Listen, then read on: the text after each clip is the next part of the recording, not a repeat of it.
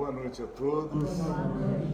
Que a paz do Senhor esteja conosco, que possamos todos, aproveitar a oportunidade de ouvir, aprender, se tratar, enfim, tudo aquilo que nós possamos obter numa sessão como essa, espiritual, uma que trata do corpo, do espírito e principalmente da nossa reforma íntima. Esse é o grande desafio que a Casa Espírita, ela precisa levar até aqueles que estão, em busca disso, a reforma íntima. Porque sem ela não há tratamento, não há nada. Pode estar aqui o melhor médico, o Jesus, se eu não abrir meu coração, não me transformar.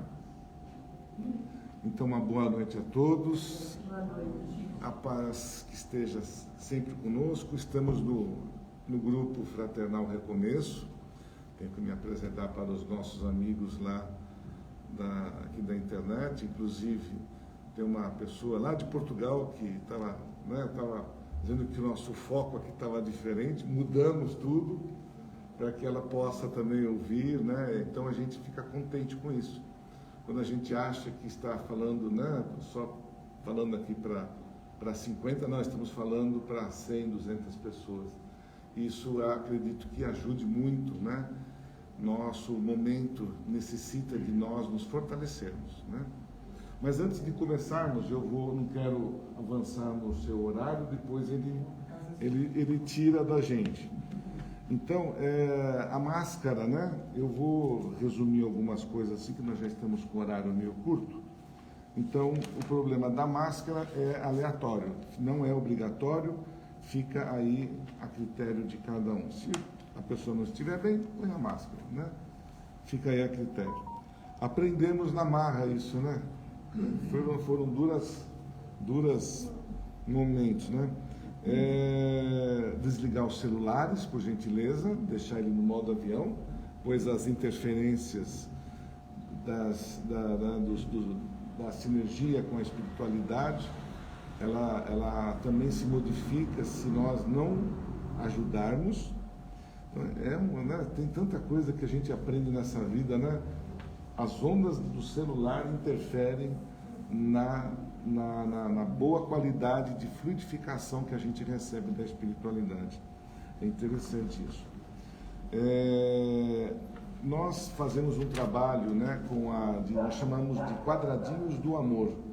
E esse quadradinho do amor, ele é feito com lãs que são doadas, que a gente arrecada essas lãs, faz os quadradinhos e monta as mantas, para que a gente possa fazer a doação para aquelas pessoas que não têm aí, crianças principalmente, recém-nascidas.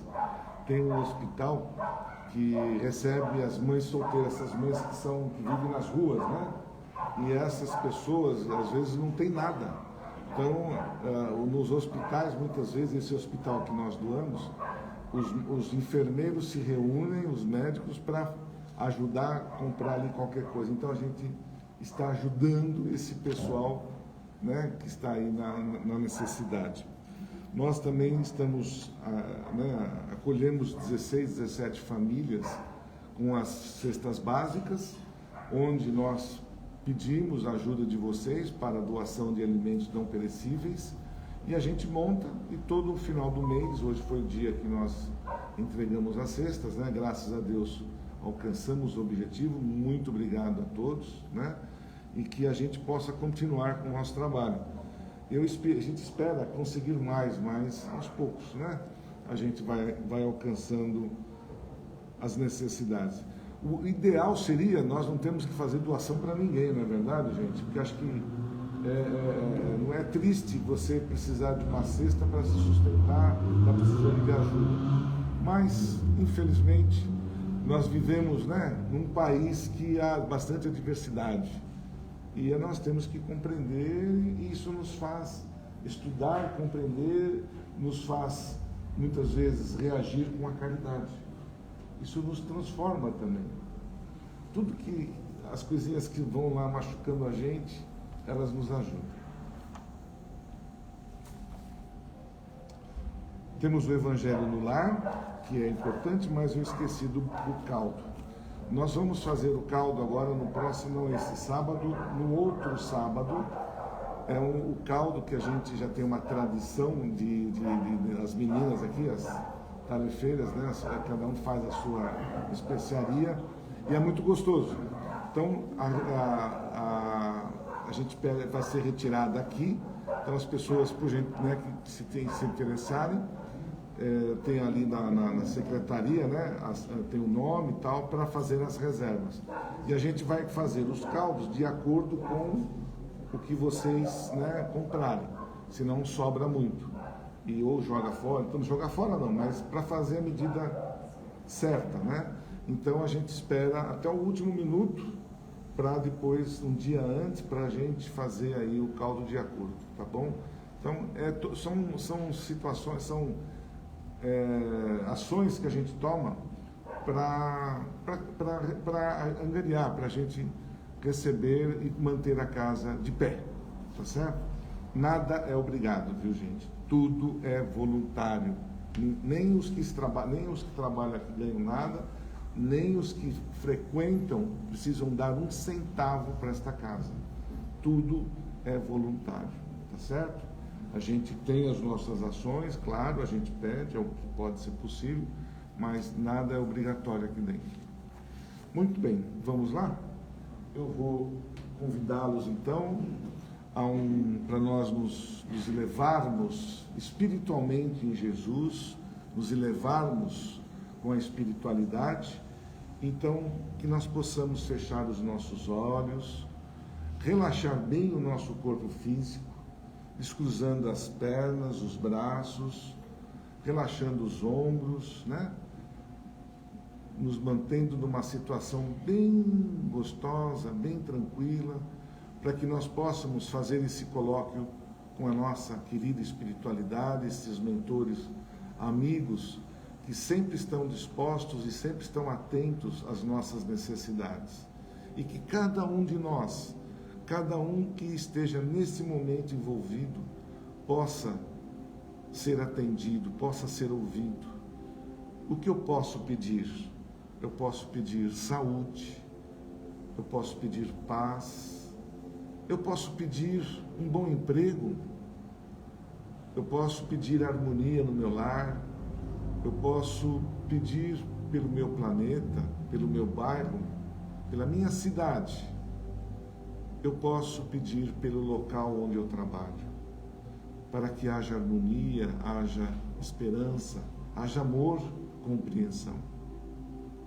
Em especial, nós também podemos colocar em nossos pensamentos aqueles que não tiveram a oportunidade de aqui estarem presentes. Vibrar pelos que ficaram, que estão hoje, né, em hospitais, que estão nas mesas de cirurgia, que estão nas salas de recuperação, que nós possamos, né, conduzir esta vibração de luz até esses ambientes, para os asilos, para as creches, para aqueles que não têm onde morar nas ruas, por aqueles que estão, de uma certa forma, nos presídios, que também merecem a nossa boa vibração para que eles se recuperem. Enfim, vibrarmos por todos aqueles que necessitam de ajuda, até no nosso bairro, meu vizinho da direita, da esquerda, a todos que estão agora nos ouvindo em casa, que possam da mesma forma receber esse momento, essas vibrações com muito amor, através da oração que Jesus nos ensinou, dizendo: Pai nosso que estás nos céus, santificado seja o vosso nome, venha a nós ao vosso reino, seja feita a vossa vontade, assim na terra como nos céus. O pão nosso de cada dia nos dai hoje. Perdoa, Senhor, as nossas ofensas, assim como perdoamos a quem nós tenhamos ofendido. E não deixa, Pai, cair em tentações, mas livra-nos de todos os males, que assim seja. Muito bem.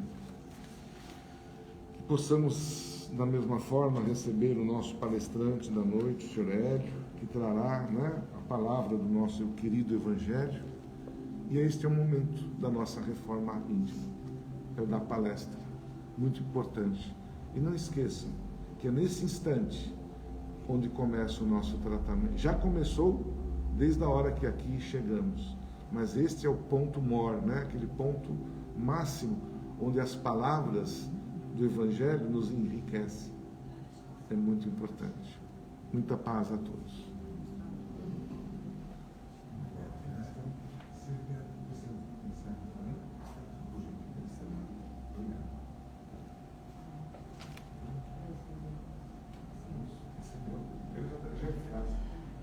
Boa noite a todos. Que Jesus possa estar nos abençoando hoje e sempre. O Evangelho segundo o Espiritismo nos reserva hoje um tema que é muito difícil, é muito triste, muito doloroso, porém não precisa ser assim.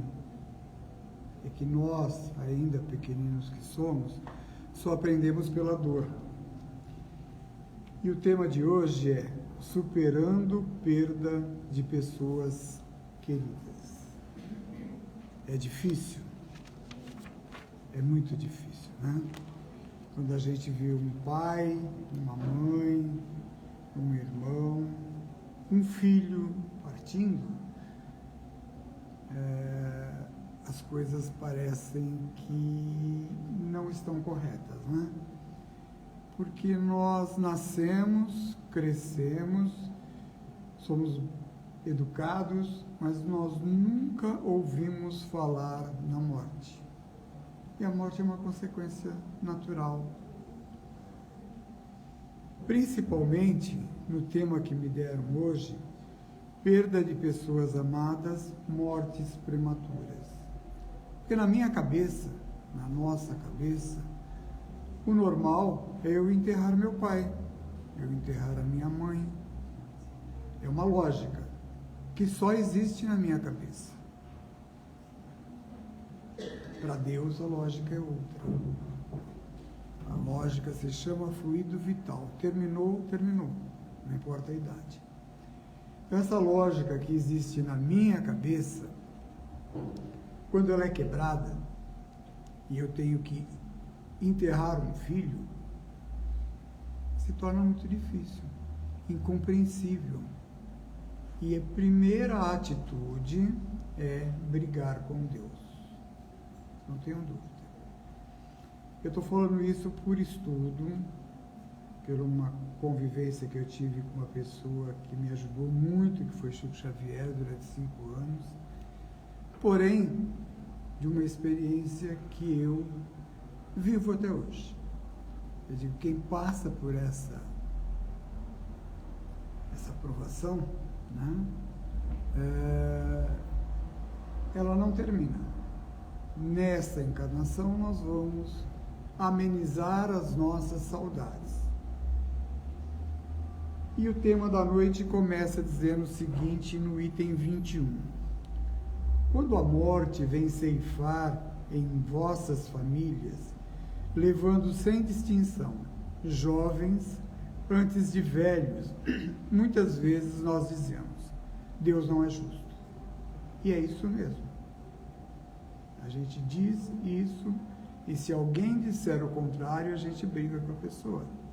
É nosso momento de revolta, a aceitação é necessária, mas naquele momento nada conforta. E ele continua dizendo, Deus não é justo, já que sacrifica aquele que é forte, pleno de futuro, para conservar os que viveram longos anos de decepções. Muitas vezes a gente tem 60, 70, 90 anos de idade e a maioria de decepções.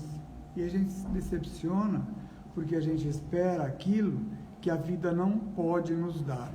Porque muitas vezes eu estou esperando um milagre e isso não vai acontecer. A Vanice falou alguma coisa nesse sentido. É necessário que eu corra atrás, que eu faça a minha parte. Então aí a gente se decepciona. Por que ele consegue e eu não consigo? Porque ele batalha mais. Porque ele não tem mais sorte. Se sorte fosse um atributo que Deus desse a algumas pessoas, ele privilegiaria algumas pessoas em função das outras.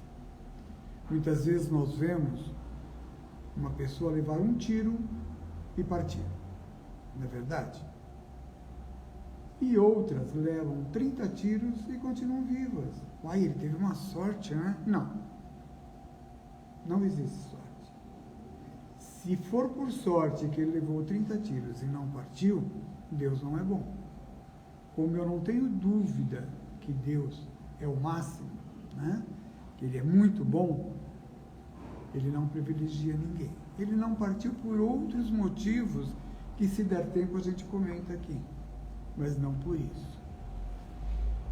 Então, quando acontece essa partida de um ente querido ainda jovem, parte o coração de uma mãe, né? Fica privando principalmente a mãe. Não que o pai não tenha sentimento, não é isso. Mas a mãe tem um sentimento muito antes da criança nascer.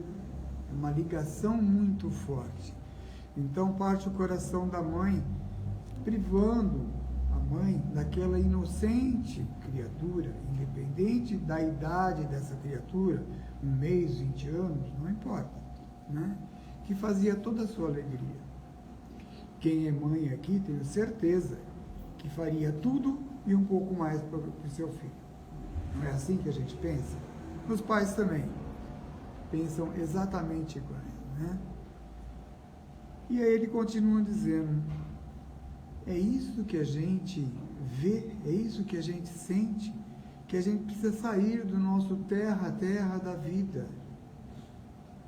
Nós devemos compreender que o bem, muitas vezes, eu diria que na maioria das vezes, está onde eu vejo o mal. O mal que me acontece, vendo um filho partir num assalto e a gente fala, poxa, mas ele tinha um futuro enorme pela frente, cursando 1, 2 faculdades. É o futuro que eu imagino, é o futuro terra a terra. Será que teria mesmo esse futuro?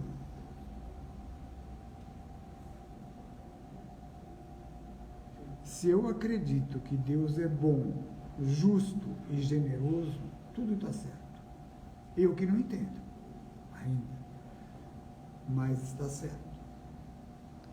Que futuro seria esse? De uma delinquência? De se envolver com pessoas drogadas e amanhã estar no tráfico? Estar matando pessoas por aí? Ah, mas ele é uma pessoa de bom caráter. A gente não sabe o que nos reserva.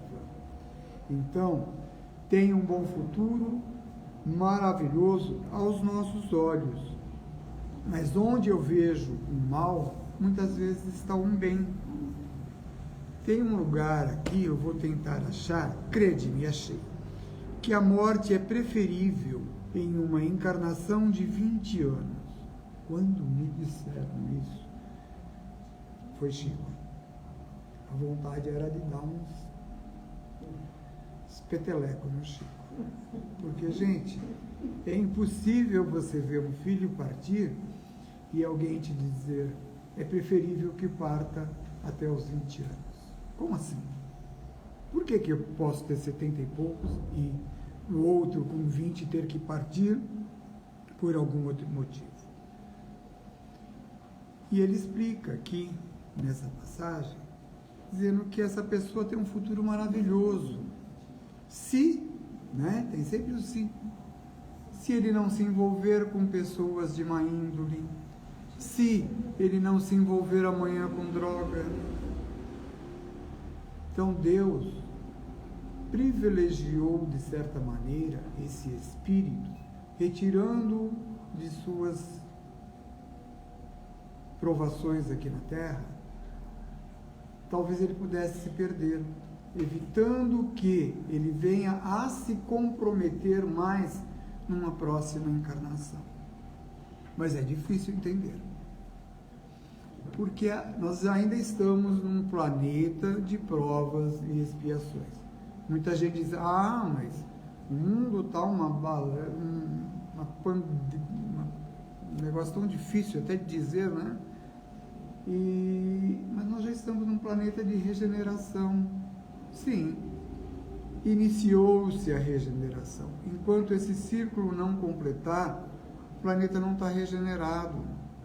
Nós ainda estamos num planeta de provas e expiações em regeneração.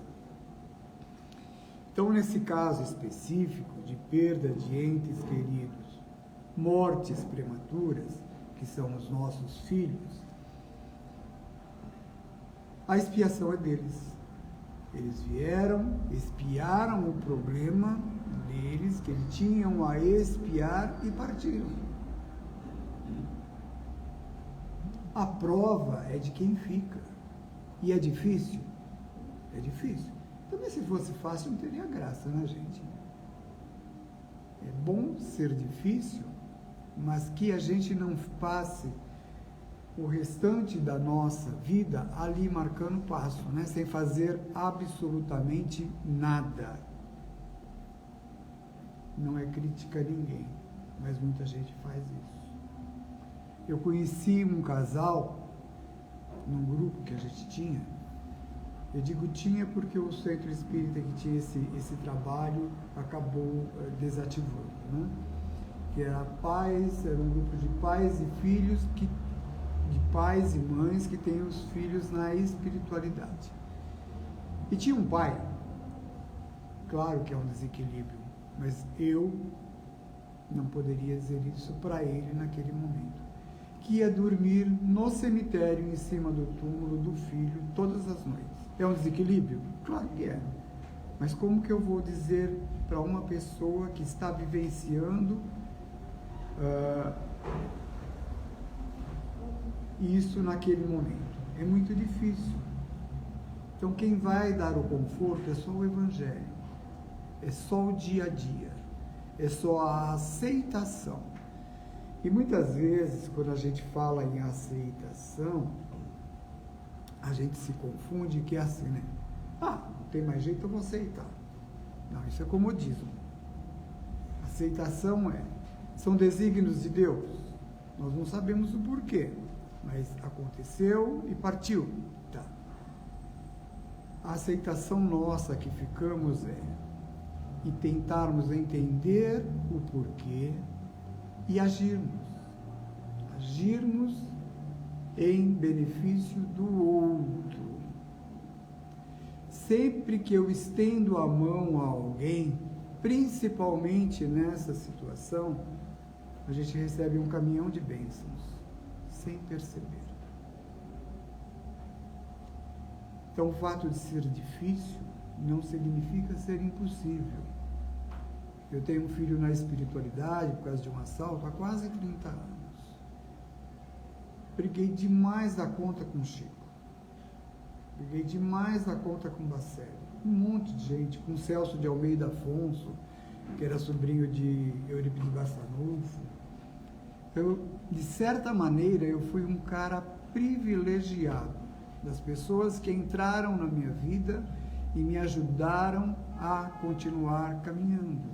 Tantos outros, a Laura de Uberaba, Tadeu de Araxá, são tantas pessoas que até hoje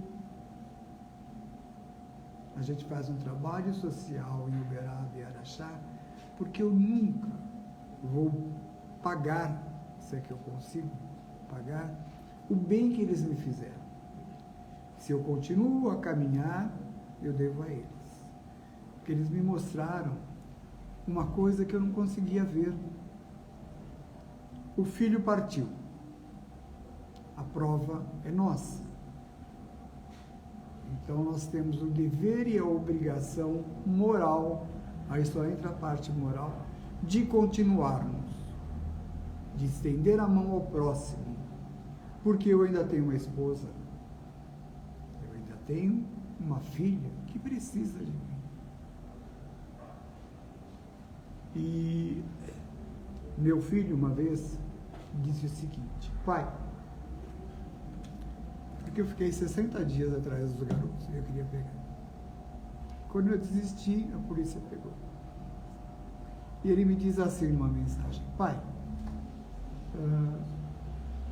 você fazia tudo por mim aí na terra? Qual pai que não faz tudo o que é possível para um filho? Então, e você reclama de quê? Se você, pequeno, imperfeito, quase sem moral, fazia tudo por mim, você já imaginou o que Deus pode fazer por mim?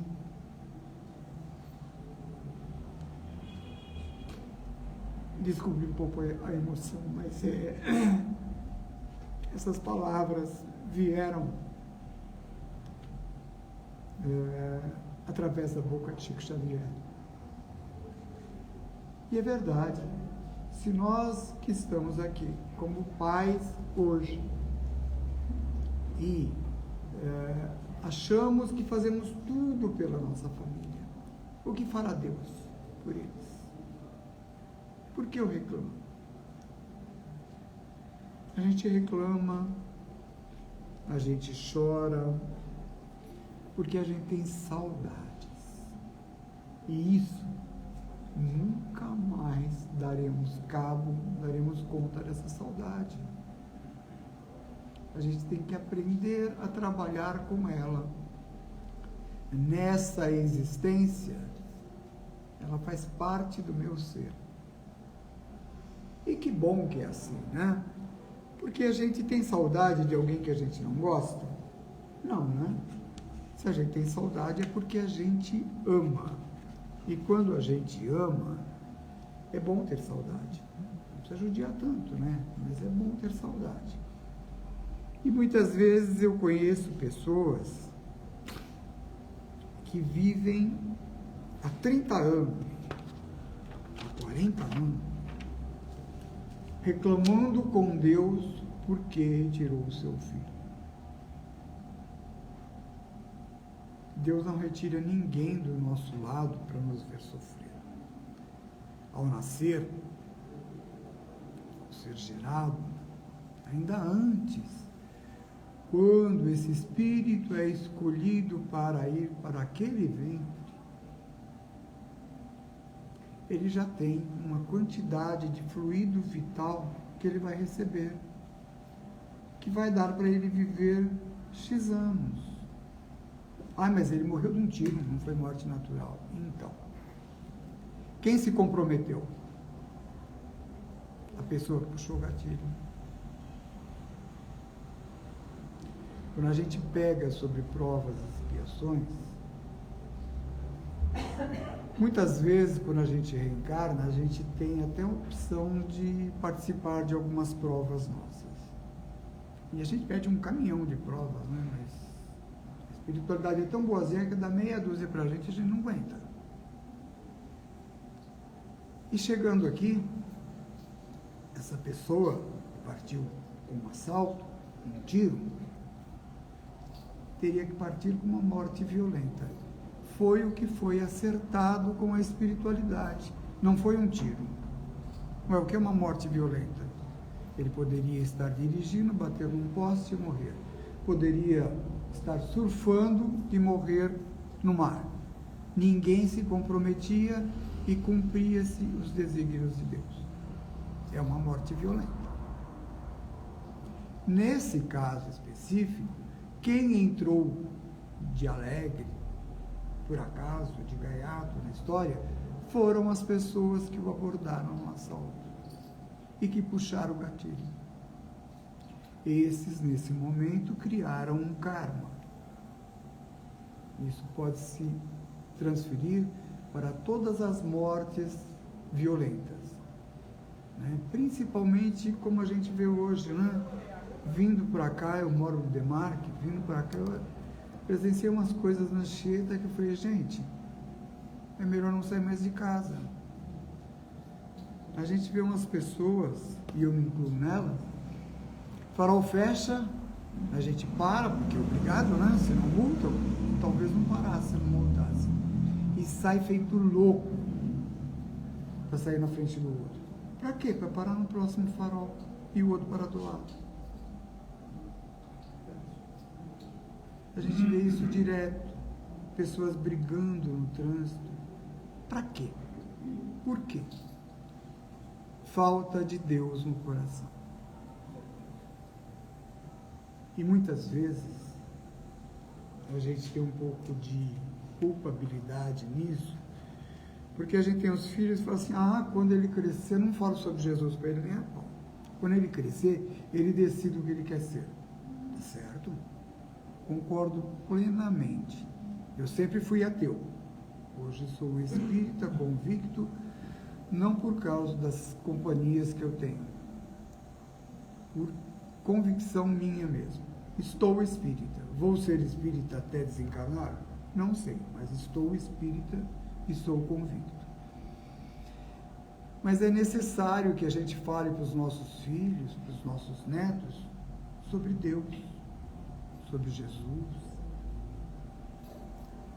Porque senão, amanhã, eles não têm uma referência. Alguém assistiu um filme chamado Meu Nome Não é Johnny? É um filme antigo. O garoto era muito ruim, mas ele não sabia que ele era ruim. Era o que ele aprendeu. São os exemplos que a gente dá para os nossos filhos. A gente não costuma dizer para os nossos filhos, não minta. Mentir é feio. Aí o telefone toca. Uma mentirinha bem bestinha, né? O telefone toca. A criança fala e a gente fala que eu não estou. Não é melhor falar, filho, fala que daqui a pouco eu retorno. Se você vai retornar ou não, problema seu. Mas você não dá o exemplo errado. Você fala para não mentir e mente. Aí ele vai guardar o quê? Não mente que é feio? Não, mas meu pai mente. Você vai guardar o exemplo. E às vezes nesses pequenos exemplos é que a gente vai formando o caráter dessa pessoa. E isso é desde pequenininho. Então é de bom grado, nós não temos que nada, né? É de bom grado que a gente, como é uma mente pensante, pratique o bem, fale a verdade. Porque quando eu deixo de falar a verdade, principalmente na minha casa, amanhã eu vou ter que inventar outra mentira para cobrir aquela. Outra, vira uma bola de neve. Então, por mais difícil que seja a verdade, é melhor falá-la. Porque uma coisa que a gente pode ter, apesar de tudo isso que nos acontece, principalmente com esse tema que a casa me deu hoje, não sabia com certeza do que eu vivencio, por isso me deram esse tema, nos faz refletir. Que bom que eu desisti de ficar atrás das pessoas. Fiquei 60 dias. Nossa, eu desisti por acaso pegaram. Não é por acaso. A gente vai se convencendo das coisas, né? Quem nos convence? Nós mesmos. É o Evangelho que vai colocando no nosso coração uma palavrinha de cada vez, porque se colocar de uma vez só, eu dou um tiro na minha cabeça, eu não aguento. É devagar, bem devagarinho a gente vai assimilando os aprendizados. E uma coisa que aconteceu comigo também, sobre esse mesmo caso, um dia me liga no celular uma pessoa, nem lembro o nome, e não quero lembrar. É o Hélio, é fulano. Desculpa, eu não o conheço. Eu sou pai de ciclano. Eu falei, não o conheço. Era o pai do garoto que puxou o gatilho. E aí? Desculpa, meu amigo, eu não tenho nada a falar com você, mas eu tenho. Eu preciso falar com o Senhor. E até hoje eu não sei o que é. Toda vez que eu lembro, que nem eu estou lembrando agora, em vez de pegar a polícia e ficar atrás como eu fiquei 60 dias, eu penso o seguinte: Jesus, ampare e proteja esses dois espíritos para que eles possam ser um pouquinho melhor amanhã do que eles foram até hoje. Estou amando esses caras? Acredito que não. Mas eu já estou começando a não desejar mal, porque eu não sou essa massa que está aqui. Eu estou Hélio, mas eu não sou essa massa. Como vocês também não são. Nós somos só energia. E quando eu, Hélio, energia, jogo uma energia ruim para o universo, essa energia vai atingir a pessoa? Vai atingir a pessoa. Porém, ela vai retornar para mim. Só por saber isso, eu já devo só colocar energias boas no universo para que ela volte de uma maneira mais sutil para mim. Terminar a palestra com uma frase de Chico Xavier,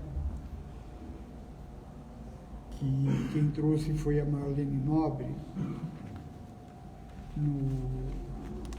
num livro do João Carlos de Luca, José Carlos de Luca, que ele diz para a gente viver como espírito eterno. E é isso que nós somos. Né? Uma vez perguntaram para mim: você diz que Deus é bom? Eu falei: eu não digo, eu tenho certeza. Né? Tem até uma frasezinha de Chico: tudo passa. Só que a frase do Chico não é só isso. Ela é: tudo passa, 3 pontinhos, menos Deus. Deus basta.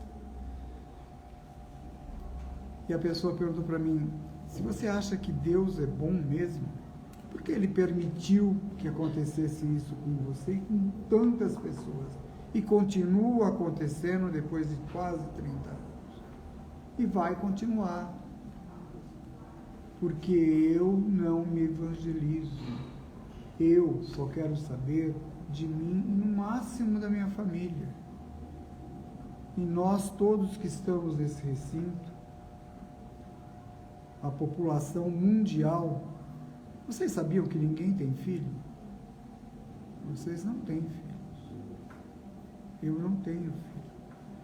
Todos nós somos filhos do mesmo Pai. Mas eu acho que eu tenho que ser privilegiado. Eu sou o filho mais bonito que ele tem. Só que não, né? Nós somos todos iguais. Então, viver como espírito eterno é o que a gente pode fazer, é o que a gente pode ser. Hoje, eu, Hélio, espírito, estou nesse corpo como Hélio. Amanhã esse corpo vai ser cremado, vai virar pó, não importa. Mas esse espírito que está como Hélio, amanhã pode ser João, pode ser Maria, já foi José. Né? Não é a nossa primeira encarnação. Nós somos reencarnacionistas. Devemos ter vindo pelo menos umas 300, 400 vezes. E não aprendemos ainda, né? E Chico nos diz o seguinte: nós que estamos vivendo e vendo tantos filhos, tantos parentes, mortos repentinamente nas estradas, tantos deles internados por causa de drogas, às vezes em processos irreversíveis durante a vida física e, no entanto, não estamos sem esperança, porque temos Deus e Deus basta. Deus nos deu a imortalidade. Ele nos criou simples e ignorante como a angelitude. Um dia vamos ser anjos, né? Ele nos criou imortais. E a doutrina espírita nos amplia a crença e nos dá uma nova visão do Cristo. Isso quem disse foi o nosso amigo Chico, através de Emmanuel. E é isso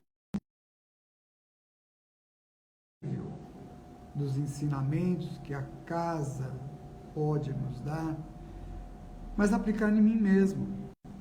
Não vou querer aplicar no outro, não. Por isso que não dá certo. Por isso que eu venho há 20 anos no centro espírita e não dei um passo. Porque no mesmo lugar é capaz de dar um passo para trás. Porque eu estou aqui, escuto a palestra. Ah, tá vendo? Se fulano tivesse aqui, essa palestra é para ele. Podia ser. Ele tá? Não. E se ele tivesse, podia ser? Podia. Mas se eu estou, ela é para mim. Eu tenho a obrigação e o dever moral de aprender os ensinamentos e aplicar em mim, não aplicar nela. O problema de aplicar nela é com ela. Mas se eu aplicar em mim e começar a me melhorar, eu vou incomodar o outro. E é assim que funciona. Por mais difícil que pareça, não é tão difícil assim não. É que nem coçar. Alguém já teve coceira aqui? É só começar. Não começa a coçar porque a pessoa não para. E estudar e entender o Evangelho de Jesus é igualzinho. Porque a primeira vez que a gente depara com uma parábola aqui, eu entendi. Quando eu não entendo, eu estou discordando de Jesus. Jesus, parábola, abri por acaso aqui. Meu reino não é desse mundo. Eu não entendo, eu estou discordando de Jesus. Qual o problema? Por estar no Espiritismo não tem problema. Se eu falar isso para o Aidar, que é o diretor, se eu falar para o Aidar isso, ele vai me explicar que, sobre a visão dele, não tem problema. Porque amanhã, quando eu entender essa lição, que meu reino não é desse mundo, eu falo, não é que Jesus tem razão, gente? Claro que ele tem razão. Ele tem sempre razão. Eu que muitas vezes não estou no momento de entender. Por isso que esse pai ficou dormindo 1 ano em cima da campa do filho. Que Jesus possa continuar nos abençoando hoje e sempre. Graças a Deus.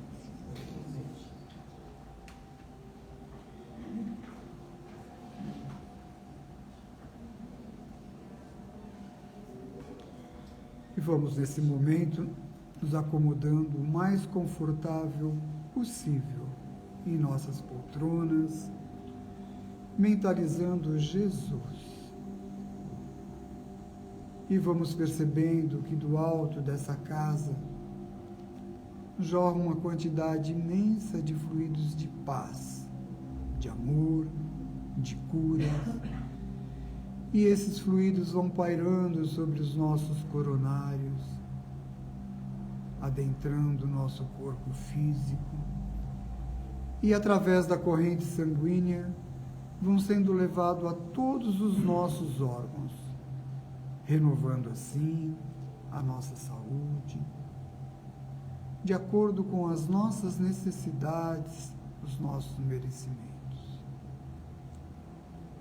E nesse instante em que médicos e enfermeiros da espiritualidade vão se aproximando de nós, vamos mentalizar aquele órgão mais necessitado, o problema que mais nos aflige, rogando a Deus, nosso Pai, pela nossa saúde, e que possamos ser fortalecidos em nossa fé. E agora, em companhia desses trabalhadores amigos, vamos, em pensamento, até os nossos lares. E vamos adentrando a nossa casa pela porta principal, percebendo que essa equipe de benfeitores vão higienizando o nosso lar, retirando dali mágoas, ressentimentos, miasmas, e vamos percebendo que o nosso lar vai ficando totalmente higienizado com a presença dos divinos mensageiros de Jesus. Vamos mentalizar todos os nossos familiares envoltos na luz de Jesus.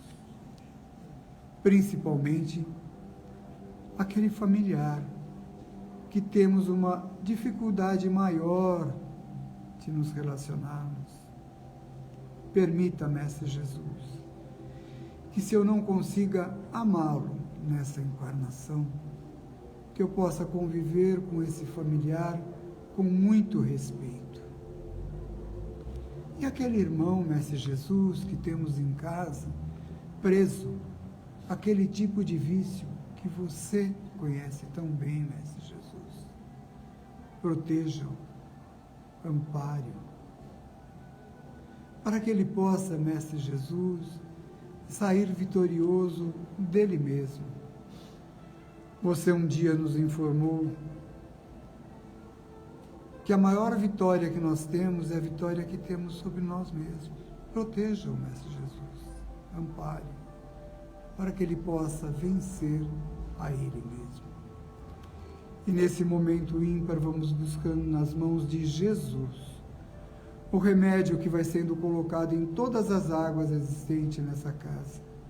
As águas que trouxemos para fluidificar, as águas existentes nessa casa espírita. Que ao tomá-las, Mestre Jesus, possamos nos renovar através do Teu amor. Pai nosso que estais no céu, santificado seja vosso nome. Venha a nós o vosso reino e seja feita a tua vontade, assim na terra como nos céus. O pão nosso de cada dia nos dai hoje. Perdoai as nossas ofensas, assim como nós perdoamos a quem nos tenha ofendido. E não nos deixeis cair em novas tentações, mas livra-nos, Jesus, de todos os males, agora e para sempre, que assim seja, graças a Deus, graças a Jesus.